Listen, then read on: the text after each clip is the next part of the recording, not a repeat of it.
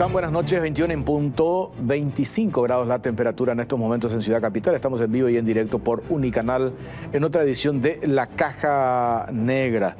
Está con nosotros y le agradezco su presencia. Una larga jornada tuvo el senador Silvio Beto Ovelar, está con nosotros. ¿Qué tal, senador? ¿Cómo te va? Un gusto, Jorge, poder estar contigo. Y en verdad fue una jornada maratónica la que tuvimos hoy. Pero hablar del presupuesto siempre es importante porque es la ley más importante del Congreso de la Nación.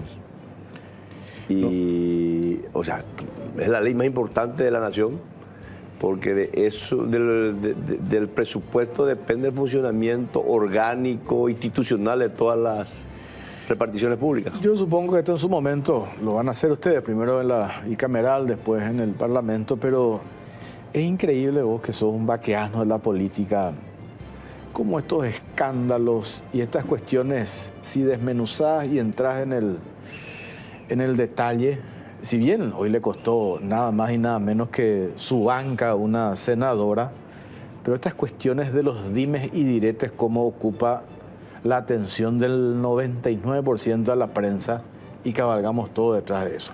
Y los temas importantes que tienen consecuencias, que impactan de manera directa en la gente, como a veces lo pasamos así por un tubo, miramos para otro lado directamente, ignoramos y después ya cuando se aprueba, cuando el hecho está consumado, ahí reaccionamos, ¿verdad? Así funciona esto, ¿no? Así funciona. Mario Vargas Llosa escribió un librito interesante sobre la civilización del espectáculo, le denomina él. Muy buen texto. Y él justamente manifiesta como las tendencias en el mundo, ni siquiera esto es en el Paraguay, en el mundo, que el show ha sustituido a los relatos, a la narración, al debate incluso. Y el espectáculo vende mucho más. Y lo que hoy tuvimos fue un hecho que, en este caso particular, tiene relación con lo que hablamos del presupuesto. Yo le decía a la gente, se te notó nervioso, muy pocas veces se te notó así tan definido, tan decidido como en estos días, me decían.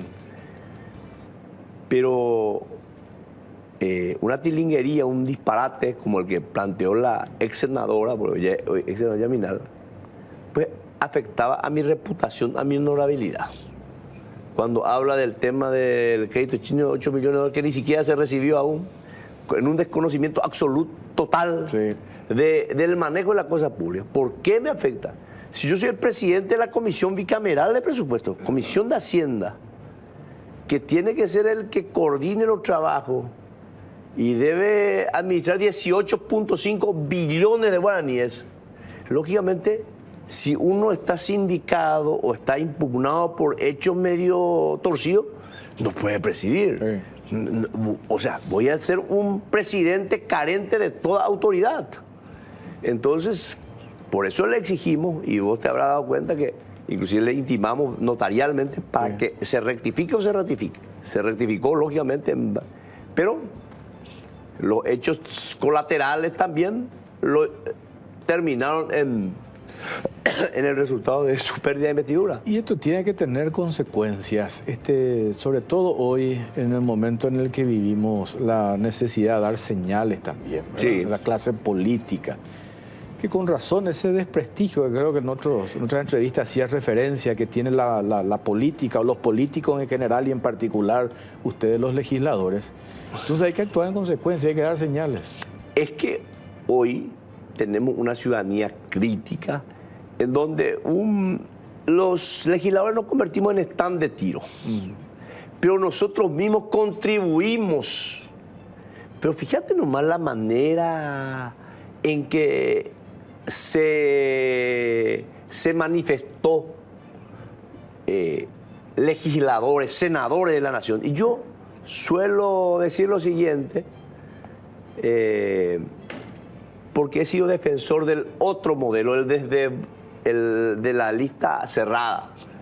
Cuando todos hablaban de que la panacea, la solución para la política nacional iba a ser el desbloqueo, yo le decía no. no va a mejorar la representación. Y siempre apelo a un solo ejemplo. Díganme, nosotros dentro del Partido Colorado, ¿tenemos un Calega Laverna hoy? Pregunto. No, no tenemos. Y el PLRA no le tiene un Tito Sayer. Yo recuerdo nomás la gente que... Yo respeto mucho a mis colegas que están también hoy, pero... hacer referencia es positivo, digo. Es positivo, claro. Positivo. Claro, claro. No, te digo que Calé es un tipo... Le extrañamos a Calé. Un instruido de la política, no un improvisado. No, para nada. Es un hombre con una sapiencia extraordinaria. Sí. Yo lo he visto debatir con Evelio Fernández Arévalo, con Rodrigo Campos Cervera, con Tito Sayer, con Benítez Florentín. Sí, pero era otro el nivel, te digo. Entonces, yo vine, fíjate nomás, quiénes eran mis colegas senadores en el pasado, porque este es mi quinto periodo, yo soy el decano de los senadores. Le teníamos a Gustavo Pedroso, le teníamos, por decirlo, a Papito Oviedo, a Martín Chiola, a Bader Rachel Lichi, a don Blainer Riquelme, que era un cara de Iguazú. A Bebito, creo que llegó también, Bebito Cano Raíl. Cano Raíl fue diputado, no llegó a ser. Pero, bueno, sí. Y vos enfrente le tenías vos a Marcelo Duarte, le tenía a Paz Castain, le tenía a Eusebio Ramón Ayala, sí. Domingo Laíno, Pepito Morinio. Y bueno, hoy lamentablemente tenemos un escenario complejo porque estos escándalos, producto de los audios, nos desprestigian enormemente. Y el daño causado no se repara con tanta facilidad. ¿Sabes qué? Esto que ya que mencionaste y estos nombres que diste, me parece que hay que contar y se tienen que hacer responsables, por un lado, quienes han planteado estos nombres como una opción, como una alternativa. Digo Cruzada Nacional, nombre y apellido. Muy bien. Paraguayo, Cuba. Me parece muy bien tu reflexión, porque todo le atribuyen, todos los males del país, pues se le atribuye, no lo al Partido Colorado, al cartismo. Sí. Y como yo soy parte integrante, siempre le digo que analicemos un poquito de manera un poquito más panorámica, más amplia. Tanto Yaminal como Chaqueñito, ellos formaban parte de la lista de Payo Cuba. Él fue el que los ubicó en su lista. Yo te puedo asegurar que ambos no hubiesen entrado, si competían, no hubiesen tenido ninguna posibilidad dentro del Partido Colorado. Fíjate quién queda en el número 24. ¿Te acuerdas quién quedó sin poder entrar en la lista? Si había una banca más. Lea Jiménez. Bueno, ese era el nivel de parlamentario que ofrecía el Partido Colorado. O sea, la competencia dentro del Partido Colorado es mucho más fuerte.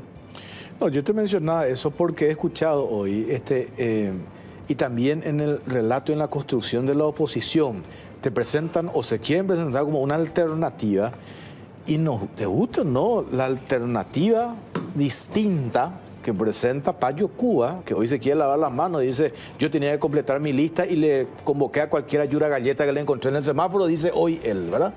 Entonces, sí, de vuelta eso confirma que es una propuesta improvisada. Pero lógicamente, las expresiones de Yaminal, su actuar demuestran una improvisación total, un desconocimiento absoluto del manejo de la cosa pública.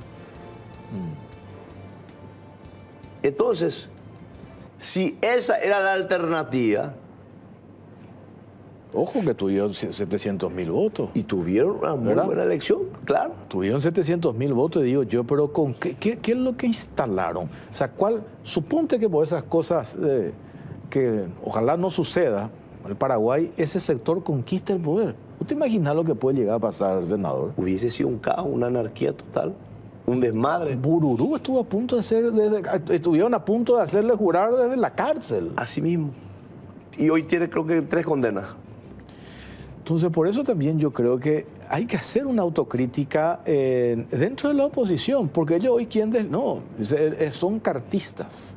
Sí. No asumen la responsabilidad. Eso surge de una propuesta electoral de la oposición, claro, ¿verdad? Que hoy hablan de que tenemos que estar todos unidos y porque cuando ellos nos dicen que son aves de nuestro plumaje, se olvidan que eran de la misma especie que de ellos. Y fue propuesta hecha por Cruzada Nacional, no del Partido Colorado. Y después, para cerrar y pasar al tema del presupuesto, lo que a mí me llamó la atención, por eso hoy, incluso le escuché medio desatinado a Rafa Filisola, a Iramay y compañía. ¿En qué aspecto? Se les perdió la pelota porque ellos quisieron plantear lo de la pérdida de investidura, pero no pudieron completar 11 firmas. ¿Por qué? Y la iniciativa otra vez viene de Honor Colorado y ellos se quedaron en offside porque no sabían si acompañar, porque al final seguimos la agenda de Honor Colorado, entonces nos quedamos acá en offside. Entonces buscamos la vuelta, vamos a postergar, incluyámosle al otro. De vuelta se les perdió la pelota. Ellos no llegaron a completar las 11 firmas. Fue Honor Colorado que finalmente presentó y procedió justamente a poner en marcha la pérdida de investidura. O sea, otra vez hace Honor Colorado. Y lo mismo el ejemplo que pongo, lo que pasó con el tema de las intervenciones de Asunción y de Ciudad del Este. Claro. 30 diputados no solamente levantaron para defenderlo a Prieto, pidieron, hicieron uso de palabras y justificaron su actuar. Justificaron su actuar. Así es. Y referentes de Honor Colorado, diputados, dijeron, nosotros vamos a esperar que dice el informe del auditor, Sí. del interventor. Si el interventor dice pulgar para abajo, nosotros vamos a acompañar. Entonces, esas son las señales, me parece, que se tienen que dar. O si no, si vos querés desplegar la bandera de la lucha contra la corrupción y no das esos mensajes, por eso no ganan elecciones y ustedes los colorados estarán muy contentos, ¿verdad? Por eso no le seducen al electorado. Sí. No le seducen al electorado con propuestas convincentes por la incoherencia en la que caen y hoy terminan planteando cuestiones como, por ejemplo, Nepal, que habrás escuchado a algunos referentes políticos y mediáticos en varias ocasiones plantear el atajo para llegar al poder. Pero en un país como el nuestro, en donde la democracia se ha consolidado, donde el Partido Colorado, habiendo sido derrotado en el año 2008, aceptó la derrota, democráticamente hizo la entrega pacífica del poder y retornan al poder 5 años después.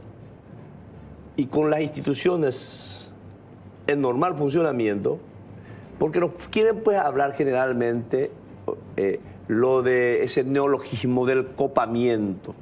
Y yo te pregunto algo. La democracia más consolidada en el mundo, pues la de los Estados Unidos se dice, ¿verdad? Porque tiene sus orígenes en los padres fundadores de ese país y en la modernidad es el modelo a seguir. ¿Trump hace uso o no de su mayoría? Absolutamente. Pero claro que hace uso, la mayoría funcionan así. Y en los países donde hay primer ministro, también hacen uso de su mayoría en el primer mundo. O sea, el hacer uso de la mayoría no significa autoritarismo de ninguna manera. Nosotros tuvimos que hacer acuerdos bastante raros muchas veces porque no teníamos mayoría. Hoy tenemos la suerte de tener una mayoría en diputados y en senadores. Entonces, muchos aspectos que nos quieren endilgar ellos, es que no se miran a sí mismos. Fíjate, lo de la pérdida de investidura, no pudieron ellos cerrar 11 firmas. Desde la semana pasada estaban con eso. Así mismo. No pudieron cerrar. Tuvimos que ser nosotros.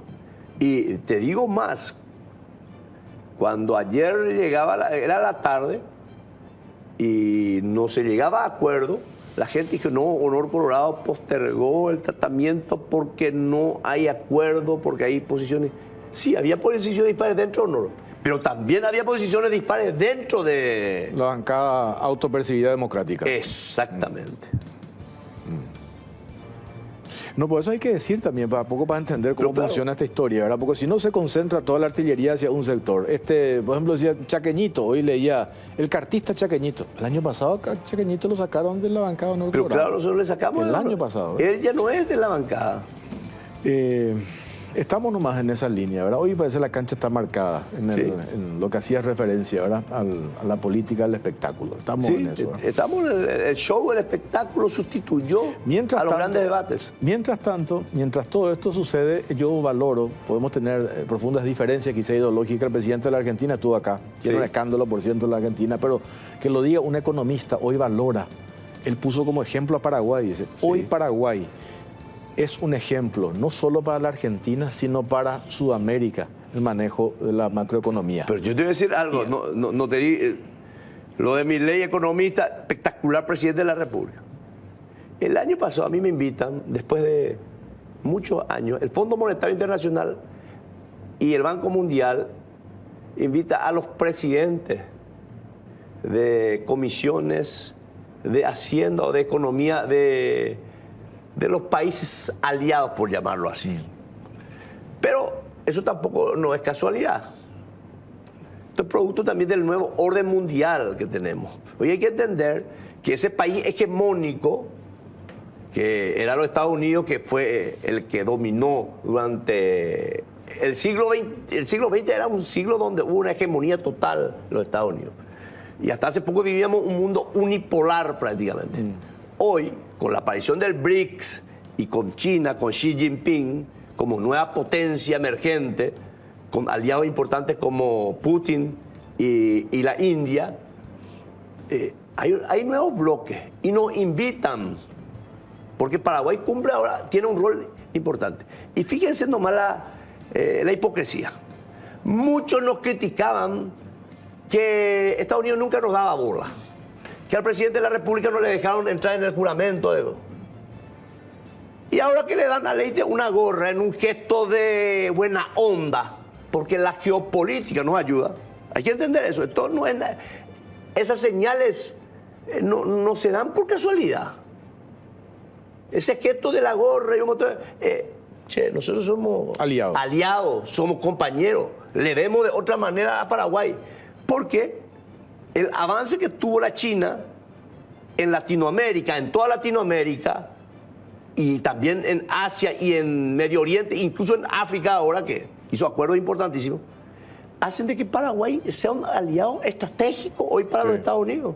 ¿O no? Absolutamente. Entonces, y tener un embajador que va con una hoja de ruta. Y va un embajador a quien le da un trato. Sí. Si se quiere preferenciar. Voy a ser hasta ordinario en la campaña, hasta casi de capé. En el sentido de tener feeling. Esa es la demostración. Pues no le pones eso a alguien con quien soy indiferente, a quien no le da pelota. Contó Leite, incluso nosotros tuvimos el domingo en la noche, contó algunos detalles, todo el protocolo riguroso, todo el proceso, y dice, mira, te va a quedar 5 minutos, eso ya queda a criterio del presidente. Dice, que quede más de 20 minutos. Y claro, porque el presidente le dio. ¿Por qué? Porque nos ven de otra manera. Y bueno, yo participo y terminé sin prácticamente intervenir en ese debate de presidente de Hacienda del mundo, por decirlo así, entre los parlamentarios. Porque todo el mundo criticaba su problema de inflación, su problema de que eran prácticamente inviables los países que no podían su deuda. Ya no cierran. Paraguay, cuando muestran los números, nosotros éramos el modelo a seguir. Así mismo, que lo reconoció hoy el presidente de la Argentina. Y bueno, y hoy sencillamente eso es lo que reconoció el presidente de la Argentina. Que entre paréntesis, para que un argentino y encima Milei, con los soberbios que son, te reconozcan eso, es porque algo estamos haciendo bien, ¿verdad? Así nomás. Tengo el material, presupuesto 2026, con énfasis en desarrollo económico y social. Veamos el informe.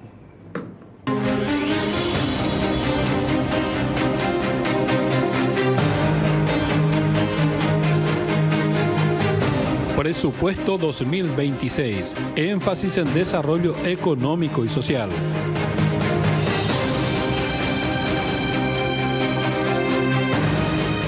El el gobierno presentó el proyecto de presupuesto general de la Nación 2026, que asciende a 149.2 billones de guaraníes, unos 18.928 millones de dólares. La propuesta representa un aumento del 12% respecto al plan aprobado en 2025, lo que equivale a casi 2.000 millones de dólares adicionales para atender sectores estratégicos como salud, educación, seguridad, infraestructura y atención a sectores vulnerables. El presupuesto general de la Nación 2026 prioriza los sectores estratégicos como una asignación adicional de 15.9 billones de guaraníes. Este incremento permitirá destinar mayores recursos a la capitalización del Banco Nacional de Fomento y a la Agencia Financiera de Desarrollo, con el objetivo de ampliar los créditos al sector productivo. Además, se contemplan fondos para el programa Hambre Cero y refuerzos significativos en educación, salud, seguridad y programas sociales.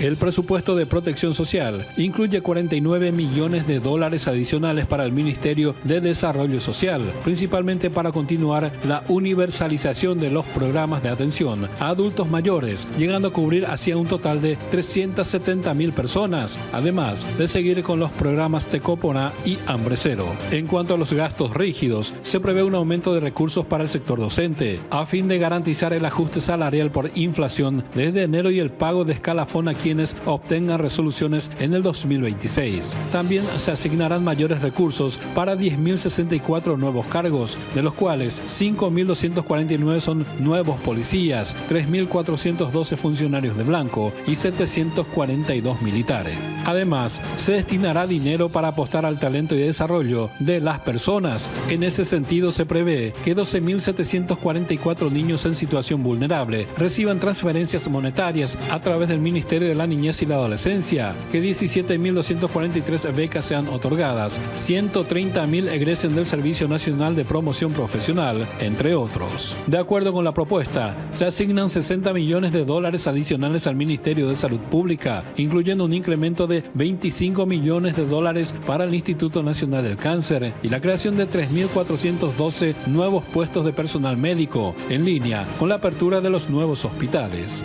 En educación, se suman 80 millones de dólares para cubrir los reclamos docentes y garantizar el incremento salarial desde enero. La seguridad nacional será reforzada con inversiones estratégicas en instituciones clave para combatir el crimen y proteger a la ciudadanía, con aumentos del 15% para el Ministerio del Interior, 12% para la Fuerza Militar, 9% para el Ministerio de Justicia, además del 8% a distribuirse entre instituciones como Senad, Migraciones y Mecanismo contra la Tortura. Según el proyecto para mejorar la infraestructura, el Ministerio de Obras Públicas y Comunicaciones tendrá 600 millones de dólares de presupuesto. Las gobernaciones contarán con un total de 46 millones de dólares y la Administración Nacional de Electricidad recibirá 535 millones de dólares. Convergencia fiscal y sostenibilidad. El presupuesto general nacional 2026 marca el cierre del proceso de convergencia fiscal iniciado en 2023, con un déficit proyectado del 1,5% del Producto Interno Bruto, en línea con la Ley de Responsabilidad Fiscal. Según el Ministerio de Economía y Finanzas, el presupuesto fue diseñado para optimizar el gasto público, reducir el peso relativo de los salarios y al mismo tiempo dirigir más recursos a programas sociales, infraestructura y créditos productivos. El proyecto contempla una reducción sostenida en el peso de los salarios dentro del gasto público, pese a los incrementos focalizados en sectores sensibles como salud y educación. A la vez prevé mayores recursos para programas sociales, infraestructura y créditos productivos a través de instituciones financieras públicas, con una emisión de bonos soberanos prevista en torno a los 692 millones de dólares.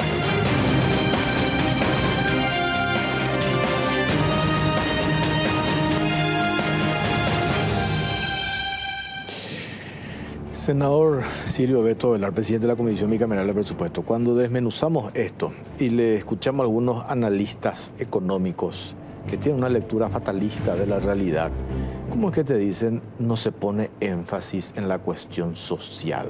O no se da respuesta a los sectores más vulnerables. Y vos mirás los números y los números te dicen totalmente lo contrario. A lo mejor no alcanza, pero no puede decir que no se le da énfasis. Yo hace más de 20 años soy integrante de la Comisión Bicameral de Presupuesto. Desde que ingresé al Senado, este es mi quinto periodo, formo parte de la Comisión de Hacienda del Senado y de la Bicameral de Presupuesto. El año pasado le dimos el presupuesto social más importantes de la historia del país. Por darte un ejemplo, incluimos, estoy hablando, porque es gobierno de Santiago Peña nomás, 1.6 billones de guaraníes a hambre cero, que es el programa estrella. Le dimos casi 900 mil millones de guaraníes más a salud, 800 mil millones de guaraníes más a educación, con lo cual nosotros a partir de agosto cumplimos aquel acuerdo al que hemos arribado en el año 2017 cuando Santiago Peña era ministro de Cartes, ministro de Hacienda, y yo presidente de la Comisión Bicameral y de Hacienda. ¿Cuánto ganaban en ese momento los maestros? 1.700.000 por turno. A partir de agosto de este año, ¿sabes cuánto ganan? 4.100.000 guaraníes, más del 100%. Corresponde, es correcto, pero te digo nomás que este gobierno está honrando absolutamente todo. Hemos aumentado en 500.000 millones de guaraníes más los programas de desarrollo social. 280.000 millones de guaraníes más le dimos a las viviendas populares ahí en Ministerio de Urbanismo. El urbanismo. Y este año, en este presupuesto, porque yo todavía no entré en los detalles, estoy tratando de ordenar, básicamente tu presentación es impecable. Se prevé 500.000 millones de guaraníes más para salud, Sí. que contempla ahí un fuerte incremento a INCAM. Tiene contemplado también en educación cerca de 400, casi 500, no, más de 500.000 millones de guaraníes más también. Se tiene previsto una cifra de 600.000 millones de guaraníes más para seguridad, teniendo en cuenta de que se van a incorporar 5.300 efectivos policiales más. El de salud incluye, también incorpora 3.400 nuevos funcionarios de blanco, personal de blanco, para cubrir los dos grandes hospitales que ya están en funcionamiento, el de Itapúa y el de Coronel Oviedo. Se tiene previsto una fuerte inyección también en el Ministerio de Desarrollo Social, porque vamos a pasar de 340.000 abuelitos a 370.000. O sea, hay incrementos importantes en materia y todo va dirigido al área social. Entonces, a mí me sorprendió las explicaciones hechas por él y me extrañó de Dionisio Borda, a quien yo respeto mucho. No sé si no entendí el porqué de su análisis, porque yo formé parte con él del gabinete de Nicanor cuando fue el ministro de Hacienda y yo era ministro de Acción Social, y ahí diseñamos lo que finalmente hoy conocemos con el programa Tecopona, las transferencias monetarias condicionadas. Y yo siempre rescaté que él en un momento muy difícil tomó el timón, y fue durante el gobierno de Nicanor que pudimos afrontar el casi default que teníamos y se tomaron medidas importantes. El presupuesto, así como está presentado, es un presupuesto que pone mucho énfasis a lo social nuevamente. Pero lógicamente ya no vamos a tener los recursos que tuvimos el año pasado. ¿Por qué? El año pasado pudimos tener un súper presupuesto para las áreas sociales porque la unión de la Subsecretaría de Tributación con Aduana nos permitió un salto importantísimo en los ingresos. Esto hoy ya prácticamente se está estabilizando, entonces los ingresos ya no son como en la primera etapa. Pero de igual manera se contempla, fíjate, de 16.8 billones vamos a pasar a 18.5. Sí, de 16.5 a 18.5 vamos a pasar. O sea, 2 billones más. 2.000 millones o 2 billones más de dólares. Y va dirigido prioritariamente a las áreas sociales. Y no te olvides que se incluyen algo así como cerca de 100 millones de dólares más para el programa Hambre Cero. Y son todos programas sociales.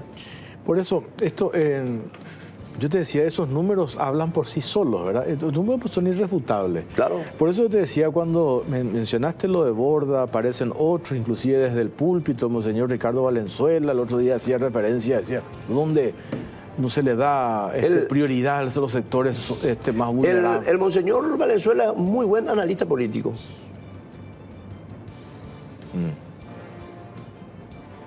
Él, en sus cartas políticas, en la fecha en Cacupé, siempre hace un muy buen análisis.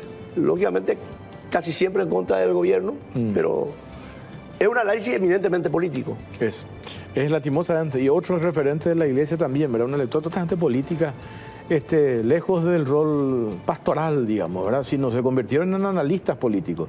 Que yo digo, no hay problema que lo sean, pero ¿sí?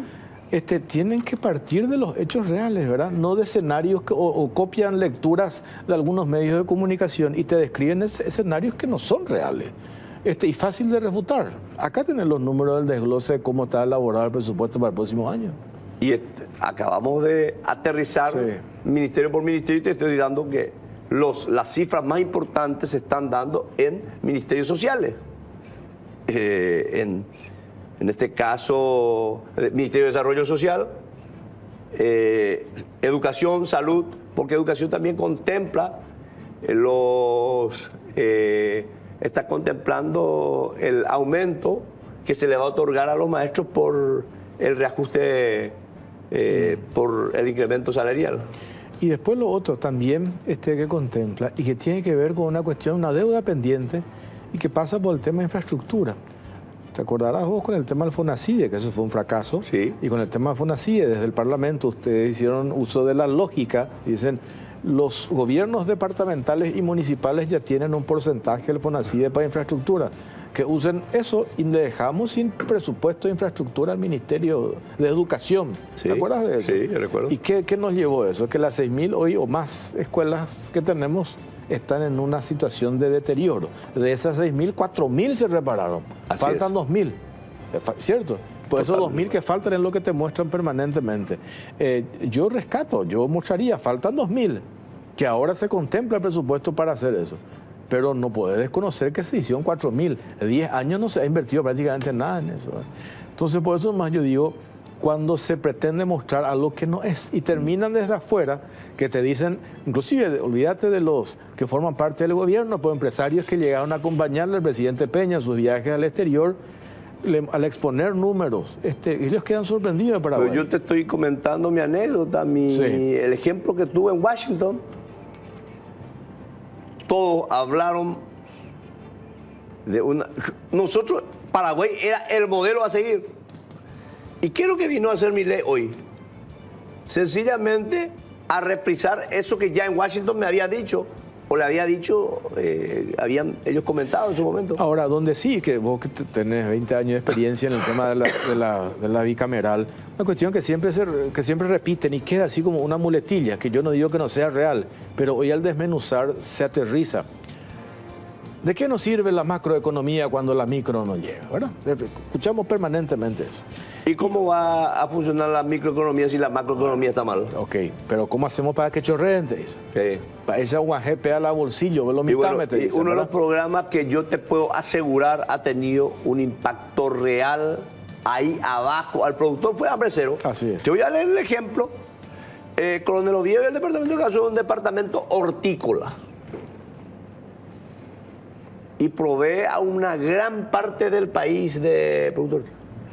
Los precios están bastante bien y te puedo asegurar que esas familias hoy, con lo que generan de su producción hortícola, pueden vivir bastante bien.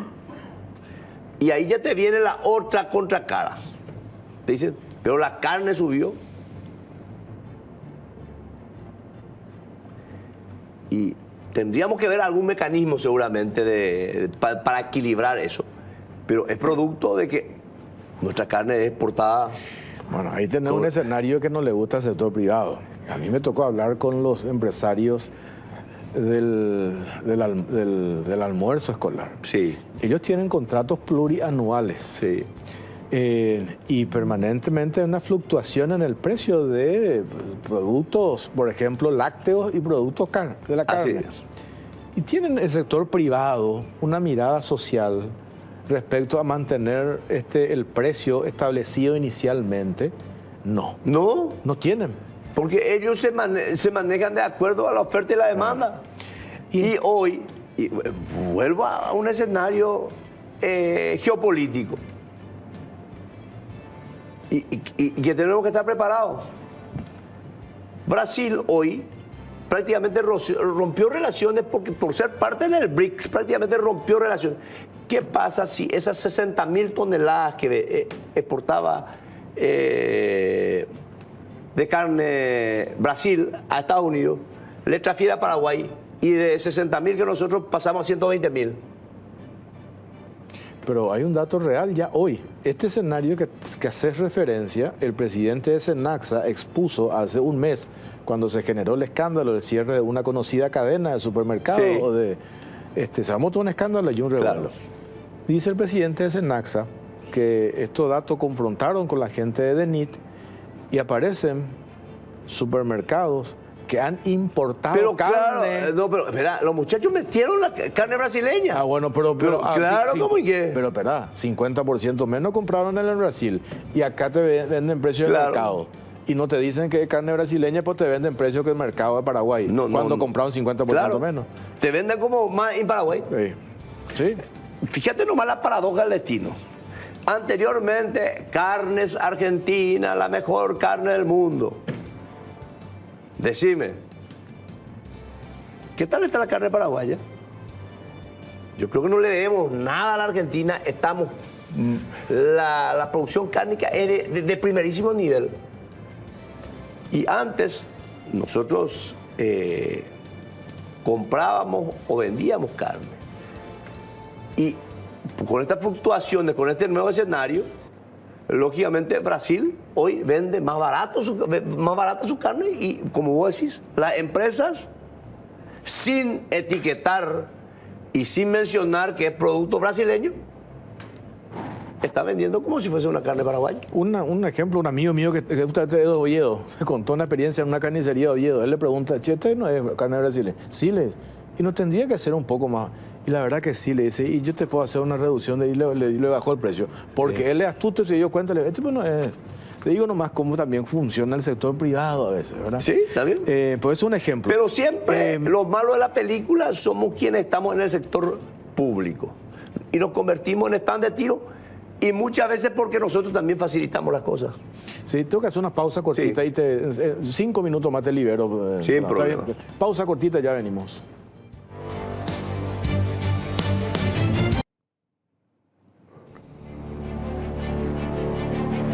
La garra guaraní está de vuelta, la garra guaraní vuelve al Mundial. El Banco Paraguayo de Todos es sponsor incondicional del Albirroja. Y donde juega Paraguay, juega Apostala. Registrate y ganá. Tenés 10.000 guaraníes de regalo y ya estás participando por premios, bonos y mucho más. Ingresá a www.apostá.la. No te quedes fuera, Apostala, sponsor oficial del Albirroja. Y hace 40 años que acompañamos historias, no solo vendemos autos, abrimos caminos, apoyamos cambios, impulsamos proyectos. La grandeza no se mide en números, sino en personas. En Garden hacemos grande a nuestra gente. Garden, 40 años, te hace grande. Bueno, para ir redondeando, el tema del presupuesto, sí. Lo del déficit también es importante. Bueno, lo de, y se contempla el respeto a la ley. A la ley de responsabilidad fiscal, sí. El déficit 1.5%. Y ahora me toca a mí bailar con la más fea. Porque los números son... contemplan la estimación de ingresos. El problema viene cuando los colegas, porque esto tiene un manejo parlamentario en el Paraguay, el que elabora y el que define, sanciona por la Constitución es el Congreso de la Nación, la Cámara de Diputados, la Cámara de Origen y la Cámara de Senadores, la Cámara Revisora. Por eso la Cámara de Senadores tiene mucho peso en el tratamiento del presupuesto. La última palabra es la Cámara Revisora. Y muchas veces, en el afán de congraciarse con la gente, se hacen incrementos muy generosos que este año no hay mucho margen, no hay margen, porque los números para estar dentro de esa ley de responsabilidad fiscal están ajustados. Están muy ajustados. Entonces, te viene una institución y te pide incremento. ¿Y qué pasa? Esto pues yo ya conozco más por viejo que por diablo. Las instituciones, o sea, los responsables, ellos se ponen de acuerdo los ministros de no incrementar. Pero un parlamentario es hablado y es el que solicita el incremento salarial. Y vos incrementás, tenés que incrementar al otro. Y muchas veces eso puede disparar con números que van a salirse del cauce natural y vamos a salirnos de ese 1.5%. ¿Cómo evitar eso? Y yo hablo con los amigos con mucha seriedad y les digo, este año no estamos para concesiones, tenemos que manejarnos con estos números, les digo a los compañeros. Porque el presupuesto que nos presenta hoy el Ministerio de Economía son números muy concretos y dentro de la estimación justamente de ingresos. Explícanos ese concepto que yo sé que lo hablaste un par de veces, cuando algunos dicen libro cerrado. No es precisamente sinónimo de que no se debate, no se discute y así mismo se aprueba. El libro cerrado, el concepto es eso, de cerrar, no se debate, ya tal cual viene. Pero el Congreso nunca aprueba de esa manera. Siempre el presupuesto. El presupuesto, nunca. ¿Por qué? Porque sería como castrarnos. Claro. Porque esa es una facultad constitucional. Nuestra Constitución es bastante buena, dicho sea de paso, desde mi punto de vista. Hay seguramente algunas reformas que tendríamos que hacerlo, que no es el momento hoy de hablarlo, pero en líneas generales y en materia de manejo, somos una de las constituciones más modernas y justamente en ese foro de Washington todos cuestionaban, criticaban de él por qué el Congreso no tenía participación en la elaboración del presupuesto. Nosotros no, nosotros aquí sí tenemos. Por eso nos exige, esa facultad que nos da la Constitución nos exige ser serio. Entonces, se pueden hacer correcciones porque el Ministerio de Economía también a veces presenta adendas o presenta modificaciones y muchas veces no se contempla alguna urgencia que lo puede ir corrigiendo el Congreso. Pero lo que no se puede hacer es lo que hicimos en la época de Lugo, en donde los gastos rígidos alzamos allá a las nubes. Y eso con el tiempo, en época de vacas ahora no hay problema, se puede salvar. Pero al estabilizarse el crecimiento económico, eso se vuelve más complicado generar los recursos para cubrir los gastos rígidos. Y en ese sentido, que anteriormente estábamos superando los 60 guaraníes de cada 100 para salario.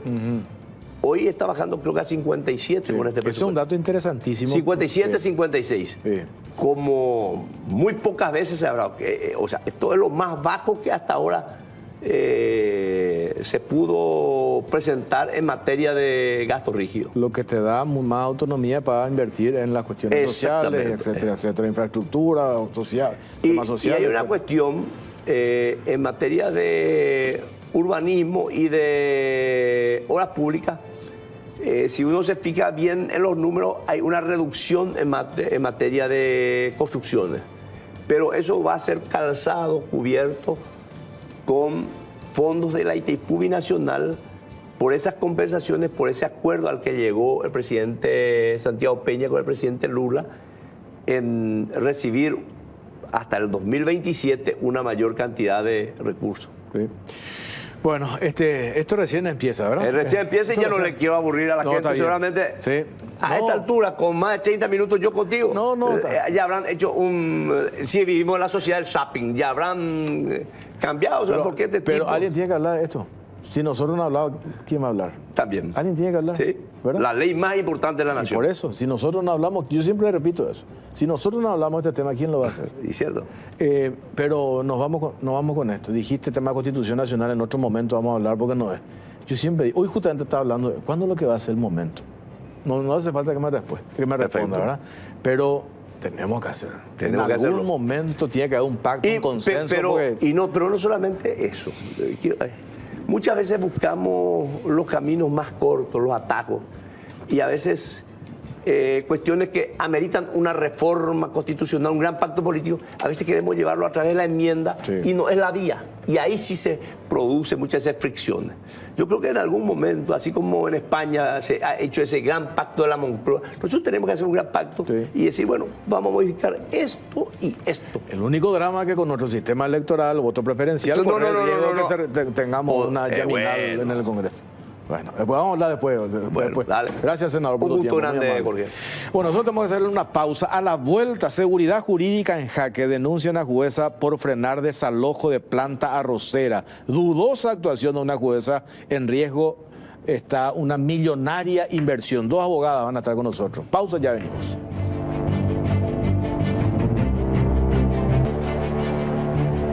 La Garra Guaraní está de vuelta, la Garra Guaraní vuelve al Mundial. El Banco Paraguayo de Todos es sponsor incondicional del Albirroja. Y donde juega Paraguay, juega Apostala, registrate y ganá, tenés 10.000 guaraníes de regalo y ya estás participando por premios, bonos y mucho más. Ingresa a www.aposta.la, no te quedes fuera, Apostala, sponsor oficial del Albirroja. Y hace 40 años que acompañamos historias, no solo vendemos autos, abrimos caminos, apoyamos cambios, impulsamos proyectos. La grandeza que no se mide en números, sino en personas. En Garden hacemos grande a nuestra gente. Garden, 40 años, te hace grande. Y pedí tu motobuller en Bristol, aprovecha una cuota de regalo. Además, tu motobuller te puede salir gratis, sin entrega inicial y con los precios del país. Y ya participas de la promo Bristol, te lleva al Mundial. Bristol, la mejor casa de electrodomésticos del país. Presentamos este informe. Dudosa actuación de jueza, está en riesgo una millonaria inversión. Seguridad jurídica en jaque, denuncian a jueza por frenar desalojo de planta arrocera. Veamos el material.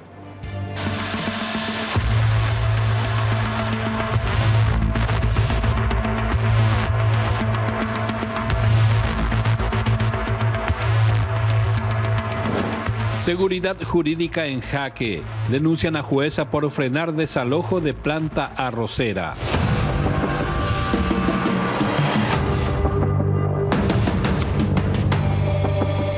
La empresa avícola Itapúa S.A. denunció ante el jurado de enjuiciamiento de magistrados a la jueza Cintia Rosana Pineda Morel del presidente Franco por presunto mal desempeño de funciones. El caso expone un conflicto judicial que amenaza la seguridad jurídica del país y pone en riesgo una inversión millonaria. Según la firma denunciante, la magistrada dictó en cuestión de minutos una medida cautelar que dejó sin efecto un mandamiento de desalojo previamente ordenado por otro juzgado de Encarnación.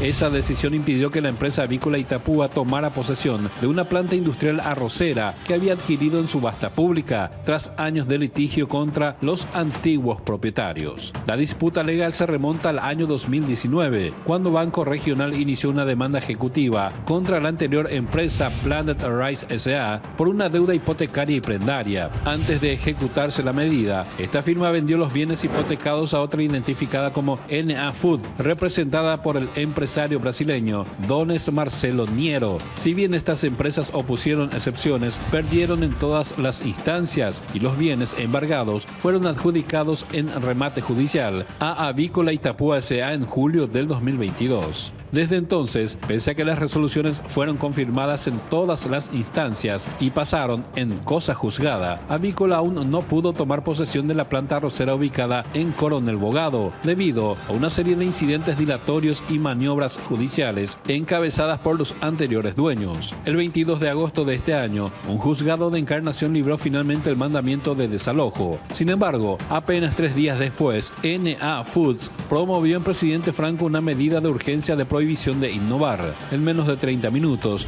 la jueza Cynthia Pineda resolvió suspender el desalojo, en abierta contradicción con lo resuelto por su colega de igual jerarquía en Encarnación. De acuerdo con la denuncia, esta intervención carece de competencia tanto territorial como de grado, pues solo un tribunal superior podría revisar la orden de desalojo.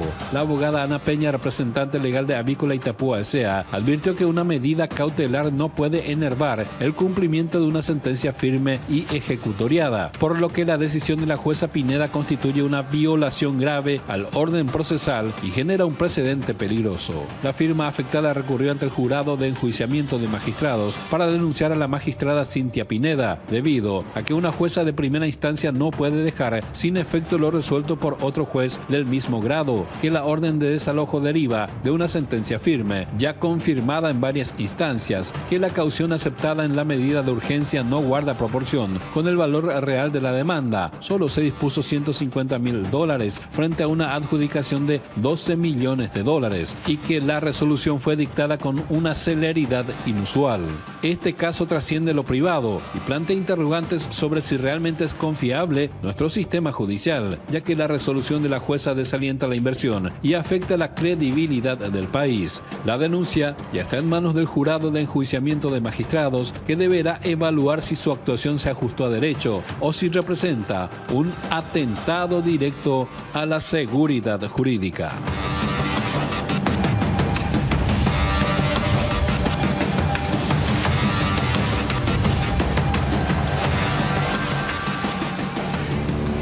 Bueno, sobre este tema vamos a hablar con dos abogadas, la doctora Sandra Noguera, representante de Oleaginosa RAPS. ¿Qué tal, doctora? ¿Cómo le va? Buenas noches, es un placer estar en tu programa. Un saludo a toda la audiencia. Bueno, y también está con nosotros la doctora Ana Peña, representante legal de Oleaginosa RAPS. Bueno, ¿con quién empezamos? A ver, para entender un poco. Avícola Itapúa S.A. ¿Qué es Avícola Itapúa? Es una empresa agroindustrial, la mayor accionista de Oleaginosa RAPS, que es una empresa agroindustrial paraguaya que fue fundada en el año 1967. Está situada en la ciudad de Bellavista, en el departamento de Itapúa. Entre otras cosas de procesamiento de oleaginosas y cereales. También tiene una planta de cerdos, planta de aves, tiene balanceados y para ganado, perros y gatos. Oleaginosa RAPS ha hecho una inversión muy millonaria a lo largo de los años y actualmente está ejecutando un plan de inversión de $40 millones para diversificar más sus actividades. Da empleo a 700 personas de forma directa y con esta inversión en la planta arrocera pretende crear 200 puestos de trabajo más.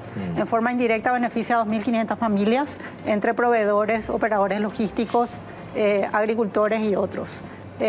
Tiene un alto grado de responsabilidad social empresarial, realiza varias actividades en beneficio de sus colaboradores y de toda la comunidad. Por esto, doctora Ana Peña, sí, que expone su colega, estamos hablando de una empresa sólida, con una inversión importante. Sí. Hoy, sin embargo, está con un conflicto legal. Explicarnos en qué etapa está esta cuestión puntual que hizo que se motive una denuncia incluso por el actuar de una jueza que acabamos de exponer recién en el informe. Contanos, por favor. Bueno, como se explicó ahí en el informe, se solicitó, Enea Foods solicitó una medida de urgencia de prohibición de innovar para paralizar ese mandamiento de desalojo que había sido librado el 22 de agosto del 2025. Alegando la paralización de la planta, daños patrimoniales y reputacionales, incumplimiento de contratos relevantes, uno de ellos con la firma Trosiuk y compañía, y también la existencia de una colisión entre la administración judicial, porque Enea Food y la orden de desalojo, porque Enea Food actualmente está con una administración judicial a pedido de su accionista, uno de sus accionistas, que es el señor Don Esniero. Él promovió una demanda de remoción de autoridades y nulidad de acto asambleario, donde se nombró el administrador judicial. Bueno, todos estos fueron los motivos que muy bien se explicó en el informe para la denuncia a la jueza que otorgó esta medida cautelar de prohibición de innovar. Ahora bien, el día de ayer la empresa avícola presentó un pedido de levantamiento de esa prohibición de innovar que fue concedido por una juez y se llevó adelante la orden de desalojo tomándose posesión de la planta. Ahora, lo que me gustaría explicar fue cómo se produjo ese levantamiento. Resulta que NA Food, cuando promueve este pedido de prohibición de innovar, alega que va a promover una demanda de acción autónoma de nulidad porque ellos son terceros. Ellos no fueron técnicamente demandados en el juicio hipotecario prendario, pero sí participaron y ejercieron su defensa y todo, ¿verdad? Pero sobre esa base ellos dicen plantear una acción autónoma de nulidad, que de hecho la plantearon.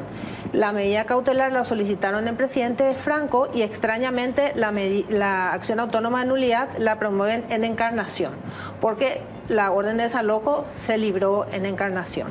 Bueno, seguidamente NA Food plantea un incidente de acumulación solicitando que se acumulen los expedientes que había planteado el señor Niero con la medida de urgencia, alegando que esa medida de urgencia en realidad fue para proteger la administración judicial. Y esto justamente fue el fundamento para que la jueza deje sin efecto esa prohibición de innovar y que permitió llevar adelante el desalojo. Porque ya existía una prohibición de innovar que había sido solicitada por el ejecutante para conservar la propiedad durante el juicio y que una prohibición de innovar de hecho y de derecho, ¿verdad? Para que no se transfiera y no se realicen tampoco actos materiales sobre el inmueble. Ese fue uno de los fundamentos. Y también que hubo una contradicción, porque al plantearse la medida de urgencia se dijo que era para una acción autónoma de nulidad, pero después seguidamente piden la acumulación con el expediente de remoción de autoridades o remoción de directorio que no tenía que ver con la medida de urgencia. Entonces eso hizo que la jueza rechace en primer lugar el incidente de acumulación y después también ordenó el levantamiento de la medida cautelar de prohibición de innovar, alegando de que no solamente la medida fue ilegal, sino que no hubo una urgencia ni verosimilitud del derecho, que son dos requisitos necesarios para el otorgamiento de medidas de urgencia. ¿Por qué no hubo urgencia o peligro en la demora de la concesión? Porque ellos alegaban que era para proteger para evitar daños patrimoniales y proteger contratos relevantes. Sin embargo, el contrato que ellos pretendían proteger establecía, primero, que estaba ya concluido y segundo, también tenía una cláusula de salida, donde decía que si se dictaba una orden judicial, el contrato quedaba concluido sin responsabilidad para las partes. O sea que ese peligro en la demora en realidad no existía. Y después, otro punto fue la verosimilitud del derecho. Porque ellos alegan en todo este problema judicial que ellos son terceros extraños al juicio. Y no son terceros extraños al juicio, porque la participación de terceros en un procedimiento puede ser voluntaria o forzosa y también puede estar prevista en la ley. En el caso de los adquirentes de bienes hipotecados, cuando se llega a la sentencia de remate, se les cita para que dentro del plazo de 5 días paguen o hagan abandono del bien. Pero también se remite al Código Civil, donde le establecen las defensas que pueden oponer, que pueden ser la inexistencia o extinción de la hipoteca, la invalidez de la inscripción o la inejecutabilidad de la deuda. Por eso que ellos se defendieron todo conforme a derecho. Entonces ellos no son extraños al proceso, por lo que no correspondía la medida solicitada y lograda de esa forma. ¿Hoy quién tiene la posesión? Y Avícola. Sí. ¿Es lo que ustedes querían? Sí, eso se logró ayer. Eso se logró ayer. A partir de esta posesión que logra Avícola, ¿cuál es el procedimiento que viene? Bueno, ellos obviamente apelaron ese levantamiento y eso se tramitará ante la Cámara, que va a resolver si corresponde o no corresponde la apelación. Expresarán sus agravios y nosotros vamos a contestar. ¿Por qué se menciona, y nosotros ponemos acá en el Zócalo, lo de la seguridad jurídica en jaque? Cuando se da la intervención de una jueza en una cuestión que no tiene competencia, Sí. ahí viene a barullar este proceso, ¿verdad? Sí. Deja de que siga su orden natural, Sí. digamos, ¿verdad? Y por eso ustedes se vieron obligados a denunciarla. Y no, independientemente de las competencias de grados y Sí. territoriales, acá la gravedad del hecho es que la medida de urgencia no puede estar por igual a una orden de desalojo, que es el resultado de un juicio concluido, que fue a la corte, vino, tiene una sentencia firme ejecutoriada y es cosa juzgada. El nivel de las resoluciones es lo que no puede prevalecer una sobre otra, principalmente. Y en este caso, ¿quién tiene que, digamos, llevarle al término para dejar un poco el tema tecnicismo y para que la gente entienda? ¿Quién tiene que poner orden acá? Hoy, sí. en estos momentos. ¿Quién tiene que poner orden? Decir, por lo que se acaba de exponer, la inversión realizada por este grupo que adquiere, cómo está conformada la empresa avícola Itapúa S.A. o la Ginosa RAS, toda la inversión que hiciste referencia, para evitar que sostengamos nosotros que la seguridad jurídica está en riesgo. ¿Quién tiene que poner paño frío y ordenar esto, doctora? Bueno, la Cámara debería confirmar Sí. justamente el desalojo que se hizo ayer y también el jurado de enjuiciamiento de magistrados hacer lugar a la denuncia, a la acusación que nosotros planteamos contra la jueza Cintia Pineda, porque justamente ella obró aprogándose facultades de un tribunal de apelación. Ella obró sin tener competencia ni de grado ni territorial y de esa forma hizo un caos jurídico. Claro. El Poder Judicial está justamente para ser custodio de la Constitución Nacional, para administrar justicia en la forma que establece la Constitución y la ley. Sin embargo, ella obró en una forma antojadiza y sin tener en cuenta el ordenamiento jurídico nacional. Claro, ahí usaste un término, viene a embarrar la cancha, ¿verdad? Y genera esto que dijiste, el caos jurídico. Por eso yo decía, ¿cómo retrotraemos todo eso y ponemos que siga su curso natural de un proceso, ¿verdad? Y ahí, bueno, ya podemos entrar en una cuestión subjetiva, ¿cuál fue la motivación de esta jueza para tomar intervención? ¿Cuál es el empresario brasileño, el Dones Marcelo Niero? Sí. Él es él es ¿de qué empresa? De Enea Foods. De NA Food. Sí, sí. ¿Y él cuál es su intención en esta causa en particular? ¿Qué es lo que este empresario pretende? Bueno, resulta que cuando se hizo la hipoteca y la prenda, ¿verdad? Que Planet Rice constituyó, seguidamente le transfirieron a esta empresa Enea Food y él, por supuesto, alegó en su momento y que fue resuelto por todas las instancias que la hipoteca y la prenda no existía y que por lo tanto ellos no se defendieron lo suficientemente y esa es el argumento principal. Y pero, claro, ese es el argumento, pero ¿qué es lo que pretende el quedarse con esta con la planta? Sí, quedarse con la planta, anular. Por eso promueven la acción autónoma de nulidad. Pretenden anular todo. Sí. Claro, este empresario brasileño quiere quedarse con la planta, con la Rosera. Sí, sí. Que hoy esa planta está operativa. Sí. Hoy, ese administrador judicial sí. celebró contratos para explotar, ¿verdad? Y esos contratos obviamente dan un rendimiento que se va a Enea Food, pero como recién dije, el contrato principal que tenían se encuentra concluido y tenían cláusulas de salida en caso de que se dicte una orden de desalojo. Y ahora que usted digo, por representante de Avícola Itapúa, toman posesión, ¿cómo Sí. queda eso? No, y esos contratos quedaron sin efecto. Ya mi representada puede operar ya lo que es suyo, lo que le pertenece, lo que se adjudicó. Tengo que hacer una pausa cortita, a la vuelta seguimos hablando sobre este Sí. tema. Ya venimos.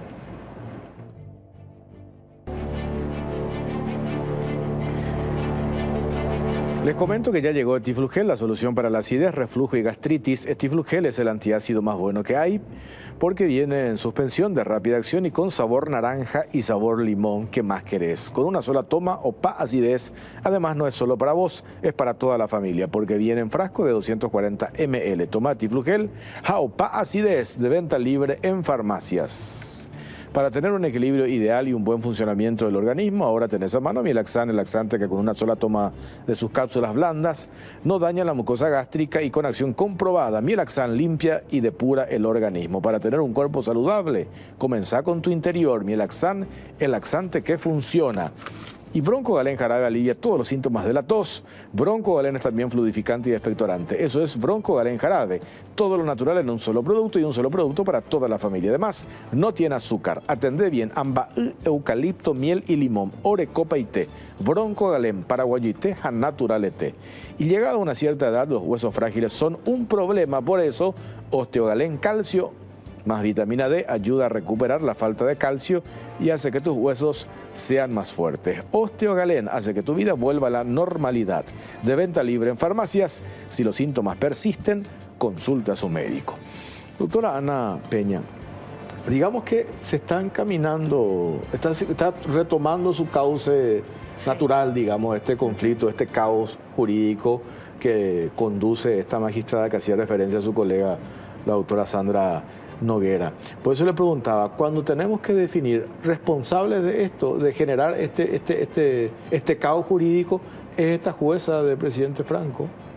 Sí, principalmente porque además de la responsabilidad de NA Food de haber dilatado este juicio por años y toda la responsabilidad también profesional del abogado que representa a NA Food, porque hay también un comportamiento profesional que fue denunciado ante la Superintendencia de la Corte al abogado Jorge Daureles por haber promovido 4 incidentes, 5 recusaciones que fueron rechazadas.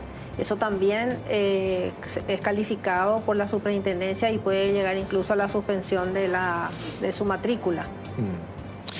Doctora Noguera, ¿cuál sería la consecuencia para Avícola S.A., Itapúa S.A., si esto no se encausa? ¿Cuál es la consecuencia? ¿Cómo podría afectar todo eso que describiste al inicio de este bloque, de todas esas inversiones, de todas esas unidades de negocio, de toda esa mano de obra que genera esta empresa? Bueno, y uno se va a preguntar si realmente vale la pena seguir apostando por este país, ¿verdad?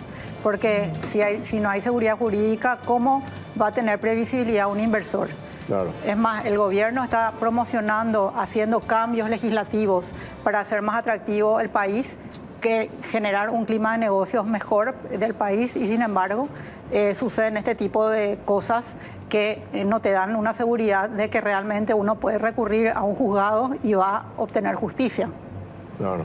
Y además, lo más grave que puso en riesgo estos empleos que te dije que quieren generar más de 200 puestos de trabajo nuevos. Y bueno, Avícola Itapúa y Oleaginosa Rats es un socio estratégico del gobierno para crear esos 500.000 puestos de trabajo que el gobierno quiere crear. Esto hoy está en manos del Poder Judicial, ¿verdad? Sí, exactamente. De los administradores sí. de justicia. Sí. O sea, restablecer este orden después del caos que describió, doctora, es el Poder Judicial que tiene que actuar también en consecuencia de la línea de lo que el Ejecutivo pregona. Enseguida vamos a mostrar un informe de las nuevas leyes de incentivo a la inversión. Exacto. Que Paraguay se va a consolidar como un país de moda, entre comillas, para captar capitales. Entonces, estamos todos de acuerdo con esto, pero internamente cuando funcionan, cómo están nuestros administradores de justicia, cuando aparece una jueza así como esta señora del presidente Franco, actuando por fuera de lo que le compete o fuera de su jurisdicción o de su competencia, genera un problema serio. Y esto porque al final ustedes, por supuesto, están obligados a defenderse. La semana pasada o antepasada, yo no estaba nomás en el país, pero tuve la oportunidad de ver espacios reservados, se vieron obligados a utilizar todo ese ruido para hacerse sentir y exponer la situación, ¿verdad? Sí, porque la justicia que no llega no es justicia, y toda esta demora que se produce crea un daño económico tremendo para la persona que apostó a invertir, como dijo la doctora Sandra, a dar trabajo. y frena el desarrollo social y económico del país. Esa es la realidad. Y en este caso el jurado de enjuiciamiento magistrado tiene la enorme responsabilidad de restablecer la confianza en el sistema judicial. El jurado no tenía que resolver esto esta semana o la semana pasada. Probablemente esta semana trate si es que ya llegaron los informes de los juzgados respectivos, porque se había librado oficio para que los jueces remitan copia del expediente y en teoría esta semana podría, si es que llegaron ya esos informes. Porque es clave que se actúe en consecuencia para evitar otros casos, otras situaciones. Para evitar justamente que NA Food recurra a otras jurisdicciones, tratando de buscar lo mismo que consiguió con esta jueza Cintia Pineda. Así mismo. Doctora, gracias por su tiempo, muy amable. Muchas gracias. Sandra Noguera, muchas gracias. Muchas gracias a vos. Nosotros tenemos, y nos vamos con este material, nuevas leyes de incentivo. ¿Qué se trata? Hicimos un compilado, un resumen que queremos compartir con ustedes. Nos vamos con esto.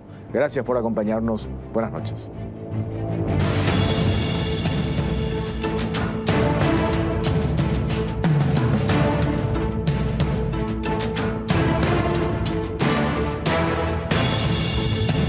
Nuevas leyes de incentivo a la inversión. Paraguay se consolidará como país de moda para captar capitales.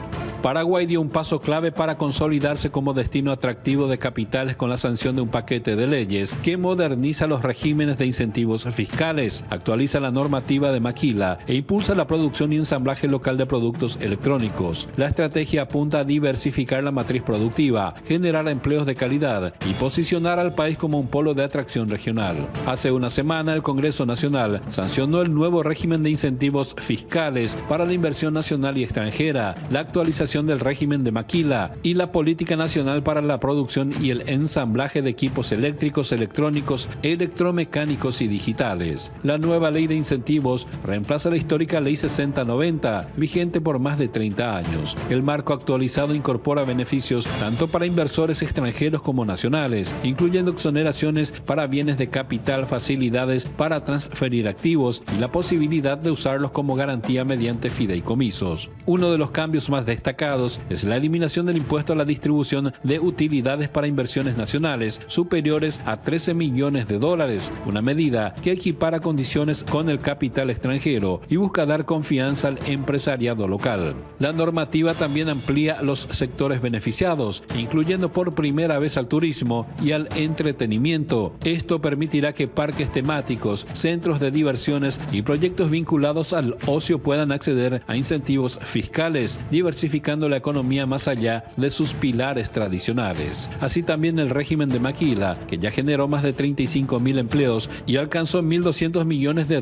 en exportaciones en 2024, se renueva para adaptarse a los estándares internacionales. La principal novedad es la inclusión del sector servicios, lo que permitirá a empresas de software, call centers y tecnología acceder a los mismos beneficios que gozan las industrias manufactureras. Este ajuste cobra relevancia considerando que la maquila de servicios ya exporta más de $30 millones anuales y emplea unas 4.000 personas. Con la nueva legislación se espera un fuerte incremento en la inversión, en especial en el segmento tecnológico que ofrece mano de obra calificada y competitiva. Otro de los ejes estratégicos es la aprobación de la política nacional para la producción y ensamblaje de equipos eléctricos, electromecánicos y digitales. Paraguay importa de China casi $3.000 millones anuales en productos de este tipo y la meta es sustituir parte de esas compras externas con fabricación local.